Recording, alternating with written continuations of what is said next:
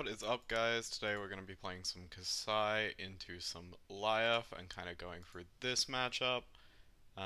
Personally, I like botting up slightly because I think this can go to fatigue in my experience.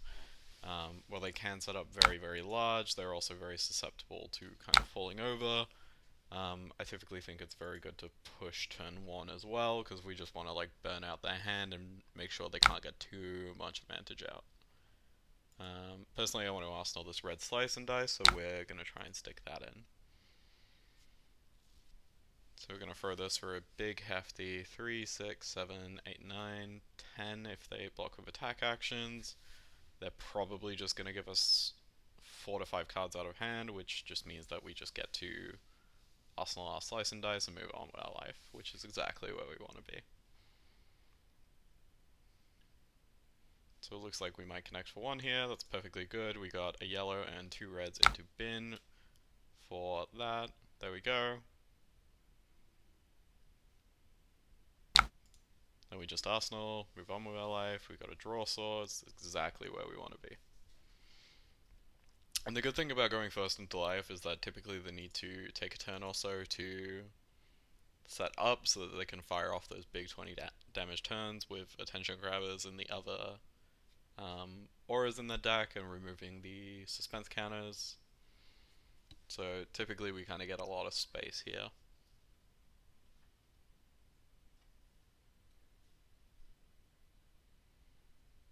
Opponent's just going to throw a bully tactics 7. We don't really care about this. We're going to block for 3, 4 like this. And we'll just get another yellow in, which means that we can activate Kassai next turn. So now we can activate Kassai. We always lead with our go against us into decks like Lyath that have mid-turn intimidates. We play the draw swords. Now our turn's completely insulated from the 3-cost aura that intimidates. Now we can play the slice and dice out. We drew an unsheathed. Punished a little bit for sequencing that hit and run first, but unfortunately, like if we just get like what do you call it? If we just get hit by the thing there, we just kind of get a bit stuck. So it's best that we just fire this off and just keep this for next turn, or potentially buff the second saber with it. Opponent's probably going to engage in the normal blocking pattern for life, where they block with some cards plus, and then just activate Rampart plus life. So yeah.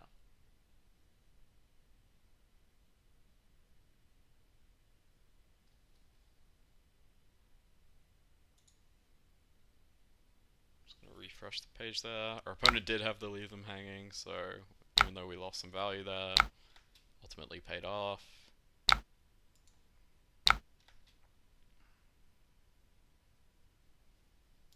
We'll make our gold here, and then we'll swing for another 5 at the back end. So now that we've got more than 1 gold, we just want to find a Raisin army really quickly, just so that we can start getting ahead, because it's really, really difficult for Lyath to kind of kill those efficiently. Opponent playing Buckle, which is quite interesting. Probably shouldn't come up against our Dynamos, because we can always just keep it, but it's a good way to get evasion in the deck, which is good. Overcrowded, as we saw, like pretty frequently has the counter because of Lyath's hero ability activating the might and how often you're activating that, so I think that's a good inclusion too. I don't know if our opponent's on things like Nimblism, etc., but it's also just another card that can work with those cards. This is a great hand, so ideally we're probably just going to be taking whatever our opponent throws at us and throwing back a big hand. So I'm looking down, our hand's very, very aggressive, which is good, so we're going to play the Unsheath from Arsenal, because we want to keep cards in hand, and then we're going to play the Spoils, pitching the Iverfidia. I'm going to bottom both those cards, because I think we're just going to, we've already got a good go against Source, so we just want to go from there. We're going to fling in for 7, Blade Flurry when they inevitably block, because they're going to use their hand to block there, because they've got the 5, 6, 7, 8 coming in next turn. So they're probably going to save 1 to 2 cards to throw a big attack, and we're just going to Blade Flurry over the top.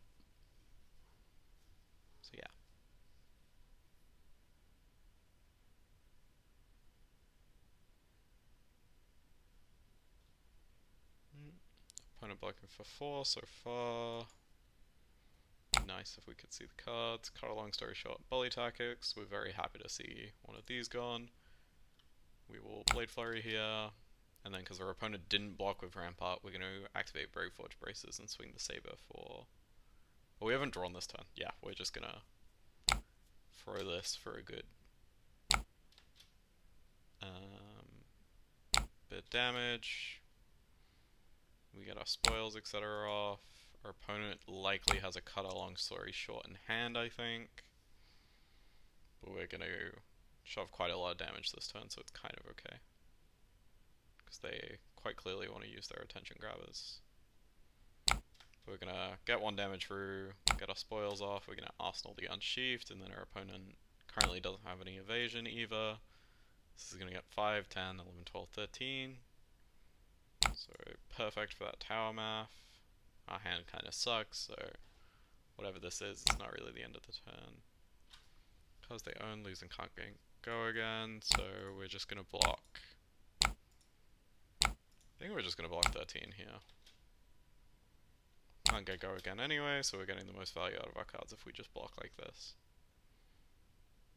Now we're really ahead on resources, so we can just give our opponent another free turn here. Still got this Unsheathed in Arsenal, which is going to be great for us. Now it would be really nice to just kind of dig for our power cards. That Blood on our hands and raise an army. That's another Cut a Long Story Short gone that we don't have to worry about, so that's really good to know about. Definitely one of the scarier cards in this matchup. We've got a Bully Tactics. So that's good. They only hit 1 of our sink blows, so we can just sink. Take 2, stay at a higher loaf total. Our opponent got some mites, but that's not the end of the world. I think here I actually want to play the spoils out and just keep the Unsheathed. I guess we should sequence. We should sequence like this. Just in case our opponent has to leave them hanging. Just so we still get that full value. And our opponent did have to leave them hanging. Which is, a lot of this matchup is just playing around this card, really. Actually, we should Unsheathed, and then throw for 7, and then just Arsenal the Sink Blow, so we're still getting our value out of the sink, as it were. And this will also put us to 6 copper, so if we draw one of our power cards eventually, we can just get there that way.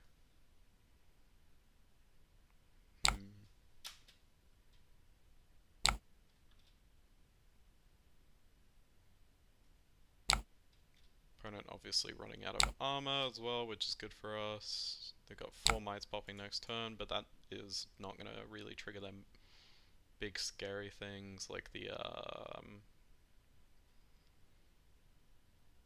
I forget what the card's called. Cut a Long Story Short and the other tower cards. Here we're just going to sink and then sink, and we're just going to dig this away twice because we're just going to be looking for the bottom of our hands.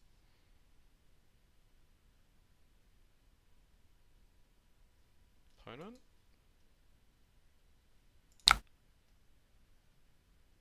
So we'll just sink away the slice and dice, redraw, hit a draw swords. It's not the worst draw in the world. We're already going to get a redraw off this, and we've got the Unsheath, so it's completely fine if we just let this go. Our opponent's only played 2 leave them hanging so far, so we've got space. So let's draw swords here.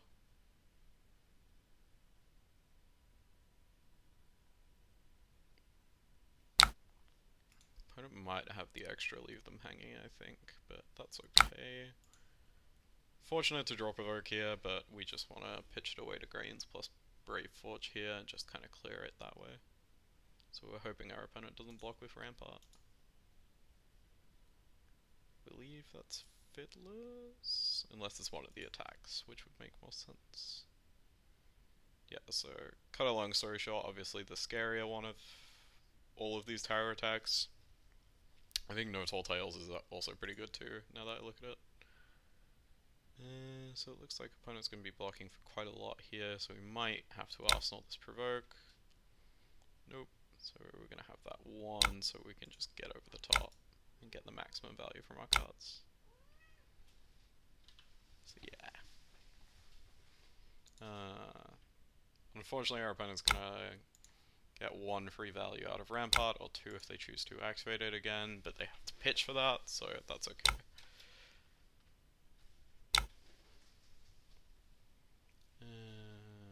Opponent realizing they didn't block with it, so I'll just get their free value that way.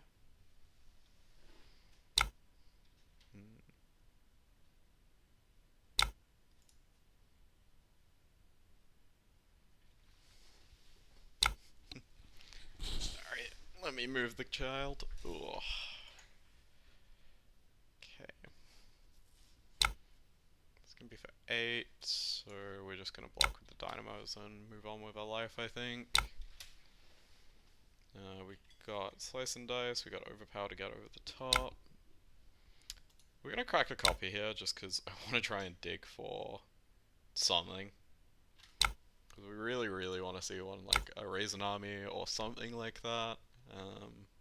It's kind of unfortunate we still haven't hit one, to be honest, but that's okay. I mean, we did block with 1 Blood on our hands early on. So we're just gonna fire these off, hopefully get a token from Blood on the Blade, or whatever it's called.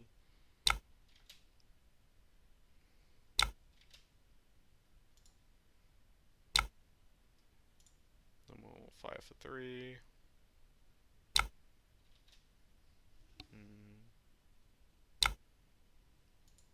I'm actually gonna activate Kassai here, because I don't think our opponent is blocking for anything, and we're getting him for 6 anyway.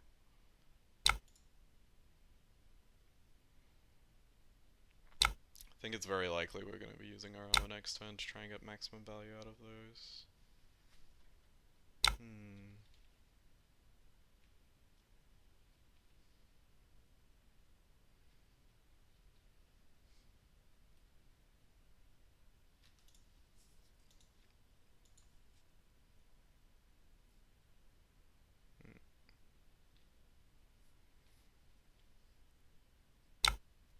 But you know, we're definitely in an advantageous position. From here, we are just gonna try and... There we go. When it rains, I pause, I guess. Opponent's got Terrace Under with us. This is gonna be 3, 4. We got 5, 6, 7, 8. So it depends what this card is.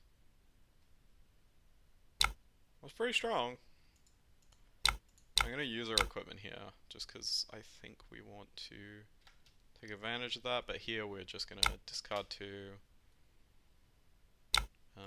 with the raise and the draw swords. We're going to crack the gold, and then we're going to Blood on our hands for x equals 6.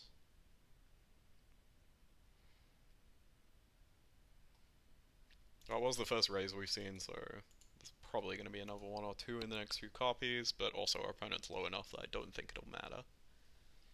And we can maybe just start spamming gold activations for value.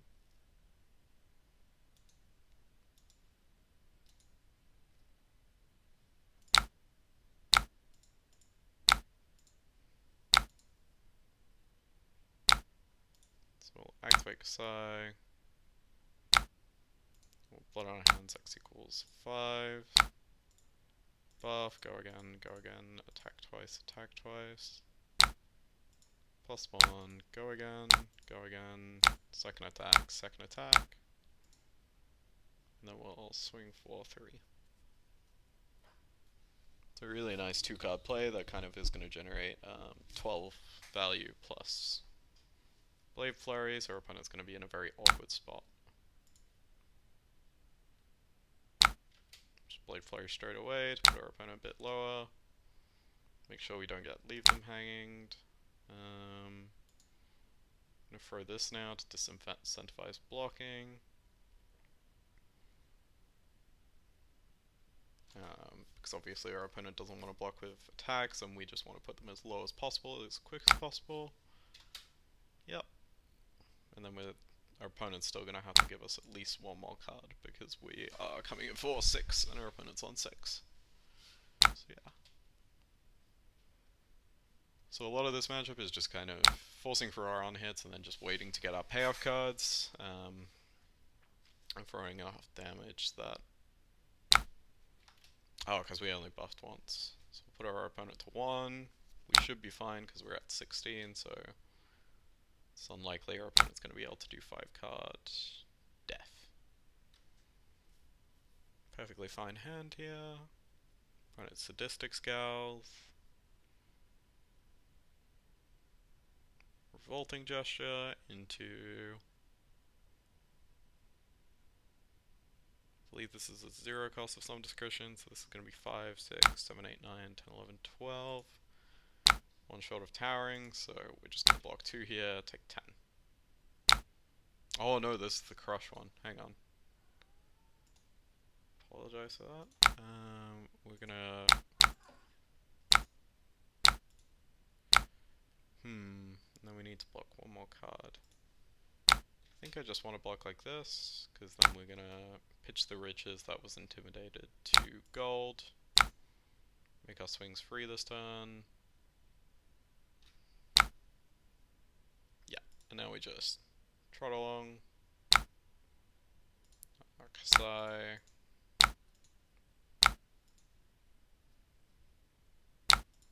Swing for 2, swing for 3, swing for 2. And we can probably just gold again at some point. Should probably gold now actually so that we don't break chain. Yeah.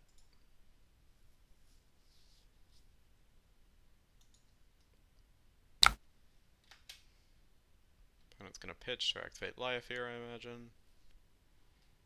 Yep, they get their third might token. So they're going to have 1 card left at the end of this turn because they're going to have to block 2, 3, 2. Yeah, so Lyath has a really hard time killing these. They obviously have to kind of give a whole card, but also the might that kind of ends up floating around, which means they end up like wasting value. So it's normally really inefficient for them to kill the Risen Army tokens, and as soon as they do, they also just give you full tempo to kind of do whatever you want. So a lot of the time it's very like unprofitable for them to block like that and just try and kill them. Sigil of Solace is an interesting inclusion I haven't seen many times.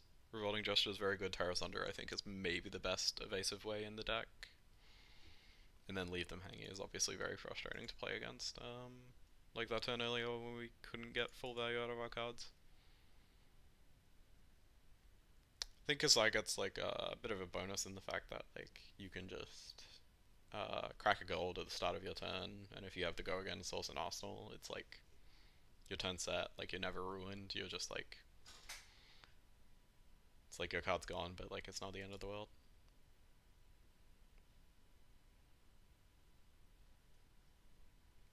Opponent tanking on blocks here, having a good think, thinking about what they want to keep.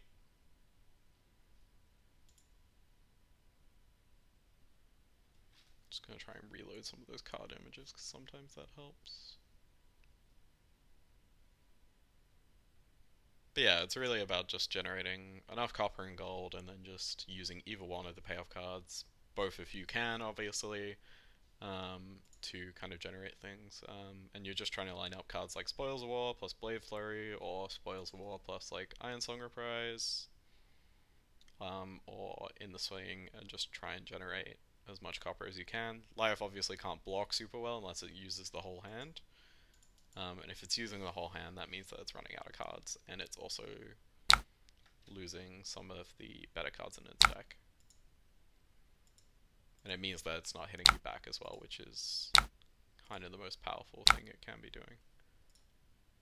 So we're going to play the hit and run there, and now our opponent's going to have to give us both their cards. And they'll just pitch the extra for Rampart, so they don't use an extra card from deck that they don't have to. Quite frequently, if you put Lyath really quick, really close to death really quick, they end up wasting their might tokens, and there we go. Our opponent kind of saw the writing on the wall. You can see it's very easy for us to get that 10, 15, 14, 13, 11, 19, 15, 19, 19. You can see it's very easy for us to generate just very quick, efficient values against Lyath, and basically just keep generating gold and copper and using those payoff cards to kind of get ahead that way. That's just kind of how you beat Lyath Goldmane. You pressure them with on hits and make it just quickly threaten their life total so that they can't set up big combo-y attacks like cut a long story short. In particular, I find that this card being resolved more than once typically ends games not in our favor, but as long as we can get them down low quick enough, we can do that. If we look at this, this is a 9-turn game in total, um, which was honestly just a bit longer than it normally is, because normally you can just kind of get ahead. Our timing of our power cards was like a little wonky in that game, and you still see that we just kind of get there eventually. So yeah, that's kind of how you take down Lyath Goldmane.